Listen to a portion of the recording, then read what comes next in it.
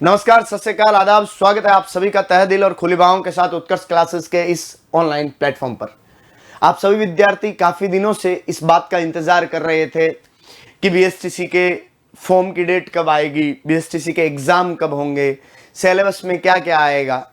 तो आप सभी के इंतजार की उस घड़ियों को विराम लगाते हुए आज आपके साथ डिस्कस करेंगे कि बीएसटीसी का एग्जाम कब होने वाला है, बीएसटीसी के फॉर्म कब से स्टार्ट होंगे, लास्ट डेट क्या है, बाकी खूब सारी सी बातें जो अपने इस प्रोसेस में नेसेसरी होने वाली है उसको लेकर हम आज के इस सेशन में डिस्कस करेंगे। मैं सबसे पहले बात करूंगा तो बीएसटीसी के आवेदन के लिए नोटिफिकेशन आपका जारी हो चुका है। इस बार बीएसटीसी का जो एग्जाम है उसकी मैं बात करूं तो वो एग्जाम अपने वीएमओयू कोटा यूनिवर्सिटी करा रही है, जिसको अपन कहते हैं वर्धमान महावीर ओपन यूनिवर्सिटी कोटा। हर बार अलग अलग यूनिवर्सिटी एग्जाम कराती है। इस बार कोटा ओपन से एग्जाम हो रहा है, जिसमें आपके ऑनलाइन फॉर्म स्टार्ट हो रहे हैं 11 तारीख को शनिवार के दिन से। 11 मई से आपके ऑनलाइन फॉर्म स्टार्ट हो रहे हैं और ऑनलाइन आवेदन करने की अंतिम तिथि है 31 मई। कितनी तारीख को? 31 मई को आपकी लास्ट डेट है और आपकी एग्जाम डेट है बेटा 30 जून को। अब की बार एग्जाम जल्दी होगा। जब मैं क्लासों में पढ़ा रहा था तो बच्चे कह रहे थे कि सर एग्जाम तो पिछली बार भी लेट हुआ था और इस बार भी लेट होगा। नहीं, ऐसी बात नहीं है। इस बार आपके एग्जाम हो रहा है 30 जून को। एग्जाम कितनी तारीख को है आपके? तो ध्यान रखना बेटा, 30 जून को एग्जाम है। मैं आज से ही दिन गिनना चालू करूं तो 30 दिन तो वो लगभग 17-18 दिन, ये 45 दिन आपके पास बचे हैं। अभी तो आप फॉर्म भी भरोगे तो 45 दिनों के अंदर आपको सटीक अपनी तैयारी करनी है। तो 30 जून को एग्जाम है। आपके फॉर्म स्टार्ट हो रहे हैं 11 मई से और आपकी लास्ट डेट है जो जा रही है 31 मई। तो जिन किन्हीं विद्यार्थियों को बीएसटीसी करनी है और आगे शिक्षक बनने का विचार है तो वो अपना फॉर्म अप्लाई कर सकते हैं। फिर कुछ सी बातें मैं बताऊं तो आपको फॉर्म भरने के लिए आपके जो सीनियर सेकेंडरी है उसके अंदर जो नॉन रिजर्व्ड कैटेगरी है, जो जनरल कैटेगरी है, उसके में आपको न्यूनतम 50% होने चाहिए। जनरल वाले बच्चे के अगर 50 से कम परसेंटेज है तो वो बीएसटीसी के लिए अप्लाई नहीं कर सकता।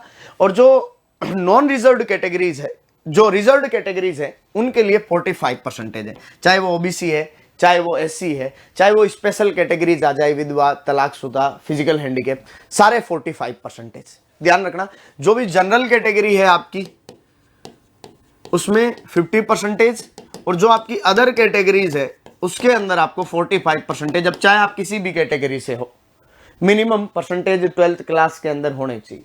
दूसरी बात, जिन भी विद्यार्थियों के इस बार 12th अपेयरिंग है वो भी फॉर्म भर सकते हैं, लेकिन जब आपके रिजल्ट आएगा तो आपको मार्कशीट रिप्रेजेंट करनी पड़ेगी। अपेयरिंग वाले भी फॉर्म भर सकते हैं, जिन्होंने पास कर ली वो तो भर ही सकते हैं। दूसरी बात, आपकी उम्र तो आपकी 1 जुलाई 2024 तक, कितनी तारीख तक? 1 जुलाई 2024 तक आपकी उम्र मैक्सिमम 28 वर्ष होनी चाहिए। जिसकी उम्र 1 जुलाई 2024 को 28 साल से ज्यादा हो रही है वो फॉर्म अप्लाई मत करना। 28 साल के अंडर है तो आप फॉर्म अप्लाई कर सकते हो। मिनिमम कुछ भी नहीं है। मिनिमम चाहे आप 17 के हो, चाहे आप 16 के हो, तो भी आप फॉर्म भर सकते हो। आगे मैं बात करूं तो आपको फॉर्म ई मित्र से अप्लाई करना पड़ेगा। सारी ऑनलाइन प्रोसेस रहेगी। आपको हार्ड कॉपी जैसा सबमिट कराने की कोई बात है नहीं। सीधा ई मित्र पे जाना है और आपको फॉर्म क्या कर देना है? अप्लाई कर देना है। जिसके ऊपर आपके ऑनलाइन फॉर्म में अगर आप सिंगल सिलेबस के अकॉर्डिंग अप्लाई करते हो कि या तो जनरल अप्लाई करो या संस्कृत अप्लाई करो तो आपकी फॉर्म फीस रहेगी 450 रुपए। कितने रुपए? 450 रुपए। कि आप अगर जनरल पे अप्लाई कर रहे हो या आप संस्कृत से अप्लाई कर रहे हो, दोनों में से एक से, तो 450 रुपए। अगर आप जनरल और संस्कृत दोनों सिलेबस में अप्लाई कर रहे हो तो आपकी फीस हो जाएगी बेटा 500 रुपए। कितनी फीस? 500 रुपए। ऑनलाइन ई मित्र से ही अप्लाई करना है और वहीं से आपको हाथों हाथ फॉर्म की हार्ड कॉपी मिल जाएगी। करेक्शन जैसी कोई सुविधा ही नहीं है। तो अपने साइन, अपने परसेंटेज, अपने पासिंग ईयर्स, आपका थंब इंप्रेशन, फोटो ढंग से चेक करना। ऐसे नहीं हो भाम हो अपना फोटो चल जाए किसी पड़ोसी की है और सेंटर वाला गुद्दी पकड़ के बाहर निकाल दे, वैसा नहीं होना चाहिए। ढंग से इन चीजों को आप चेक कर लेना। फिर मैं कुछ और बातें बताऊं आपके लिए जो आपके काम की होने वाली है इस नोटिफिकेशन में। तो मैं बात करूं कि आपका जो रिजर्वेशन रहेगा वो कैटेगरी के अकॉर्डिंग ही रहेगा। जैसा नॉर्मली स्टेट गवर्नमेंट की सारी वैकेंसियों में रिजर्वेशन रहता है वही। एग्जाम पैटर्न की बात करते हैं कि एग्जाम पैटर्न क्या रहेगा, कैसे कैसे से क्वेश्चन आएंगे, मैं उन सारी चीजों की बात करूं तो सबसे पहले तो मैं आपसे यह कहूंगा कि आपका जो पेपर है वो पेपर होगा 30 जून 2024 को। आपका वार है संडे। अभी मैं बता रहा था आपको, स्टार्टिंग में मैंने डेट बता दी थी आपको एग्जाम की कि 30 जून को आपका पेपर होना है, जिस दिन आपके संडे है, जिसमें आपको एडमिट कार्ड आपके 7 दिन पहले अवेलेबल हो जाएगा। कितने दिन पहले? 7 दिन पहले आपको एडमिट कार्ड डाउनलोड कर सकते हो, उसकी प्रिंट निकलवा लेना। कहा है कि एग्जाम सेंटर पे आधे घंटे पहले पहुंचना है। ओमार बेस्ट एग्जाम होगा। एक क्वेश्चन के अंदर आपको 4 ऑप्शन मिलेंगे। टोटल आपके पेपर में 200 क्वेश्चन होंगे। कितने? 200 क्वेश्चन होंगे और हर क्वेश्चन आपके 3 नंबर का होगा बेटा। तो टोटल 600 नंबर का पेपर होने वाला है। कितने नंबर का? 600 नंबर का आपका टोटल पेपर होगा इसमें। अब मैं बात करूं तो 600 नंबर के इस पेपर में किस किस के कितने कितने क्वेश्चन आने वाले हैं। तो इसके 600 नंबर के पेपर में आपके टोटल 4 पार्ट होंगे। आपका जो पार्ट ए होगा वो होगा रीजनिंग, जिसको आप मेंटल एबिलिटी कहते हो।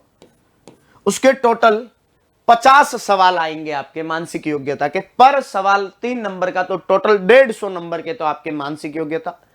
राजस्थान का जो जीके है उसके टोटल 50 क्वेश्चन आएंगे, जिसके अंदर आपके एक क्वेश्चन के 3 नंबर के हिसाब से 150 नंबर राजस्थान जीके के हो जाएंगे। आपका जो टीचिंग एप्टीट्यूड है, जिसको आप शिक्षण अभिक्षमता कहते हो, उसके 50 प्रश्न आएंगे, जिसमें एक क्वेश्चन के 3 नंबर के हिसाब से 150 का अंक भाग इनका भी रहेगा। फिर आपके लैंग्वेज वाला पोर्शन आता है, तो इंग्लिश तो कंपलसरी है। इंग्लिश तो आपके फर्स्ट लैंग्वेज कंपलसरी रहेगी, जिनके 20 सवाल आएंगे पर क्वेश्चन 3 नंबर के हिसाब से। 60 नंबर के आपके अंग्रेजी और 20 सवाल आएंगे। हिंदी और संस्कृत दोनों में से आपके ऑप्शनल है। चाहे आप हिंदी लो चाहे आप संस्कृत लो, तो आप जो भी लोगे हिंदी या संस्कृत, प्रत्येक सब्जेक्ट के 30% आएंगे और 90 नंबर इनके होंगे। तो लैंग्वेज का टोटल मिला के 50-50 का सबका सैंक्शन है।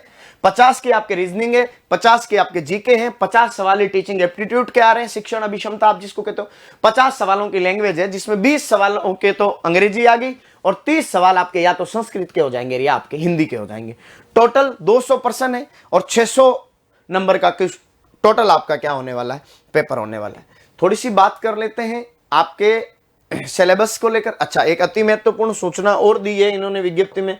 यह अति महत्वपूर्ण सूचना में हमसे क्या कहना चाह रहे हैं, तो हम उसकी बात कर लेते हैं थोड़ी। आपके अति महत्वपूर्ण सूचना, अति महत्वपूर्ण सूचना में इन्होंने लिखा है, परीक्षा के दौरान परीक्षार्थियों को परीक्षा की शुचिता, पात्रता व गरिमा को बनाए रखनी होगी। नकल करने में, नकल का प्रयास करने में अथवा वर्जित साधनों का प्रयोग करने अथवा प्रयोग करवाने की कोशिश करना वर्जित है। इसको गंभीरता से लिया जाएगा। ठीक है, समझ गए। कुछ गड़बड़ करोगे तो पुलिस वाले आएंगे और पकड़ के ले जाएंगे और कार्रवाई की जाएगी। आगे मैं बात करूं तो सिलेबस में क्या क्या दिया गया है। सिलेबस में पूरा आपके स्पष्टीकरण दे दिया है कि आपके कौन कौन से पार्ट के कौन कौन से प्रश्न उसमें आने हैं। मैं बात कर लेता हूं सारे पार्ट की। तो फर्स्ट ऑफ ऑल आपके रीजनिंग में इन्होंने आपको दिया है तार्किक योग्यता, 2 बिंदुओं की आंशिक समानता और समरूपता, विभेदीकरण, संबंधता, विश्लेषण और तार्किक चिंतन, ये टॉपिक है आपके। मैं बात करूं आपके जीके के, तो हिस्ट्री है आपके, पॉलिटिकल साइंस है आपके, आर्ट एंड कल्चर है ना, और साहित्य वाला जो पोर्शन आपके आता है राजस्थान का, आधुनिक साहित्य और पुराने वाला साहित्य, इकोनॉमिक्स, ज्योग्राफी और लोक जीवन, सामाजिक पक्ष और पर्यटन राजस्थान का।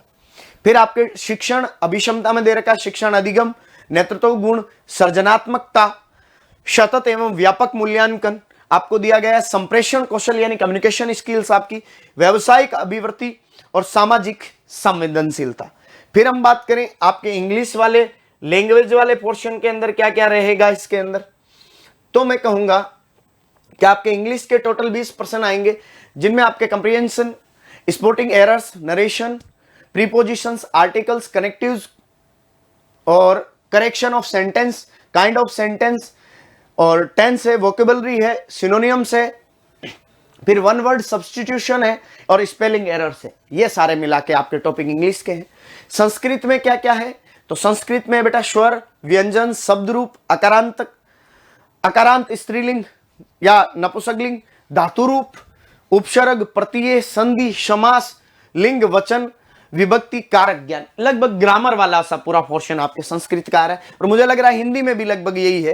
हिंदी में आपके शब्द ज्ञान में पर्यायवाची शब्द, विलोम शब्द, युग्म शब्द, वाक्य विचार, शुद्धिकरण, वाक्य शुद्धि और शब्द शुद्धि दोनों डाल दिए उसमें, मुहावरे, कहावतें, संधि, समास, उपसर्ग, प्रत्यय, वाक्यांश के लिए एक शब्द आपके लिए, यह सारा पोर्शन होने वाला है।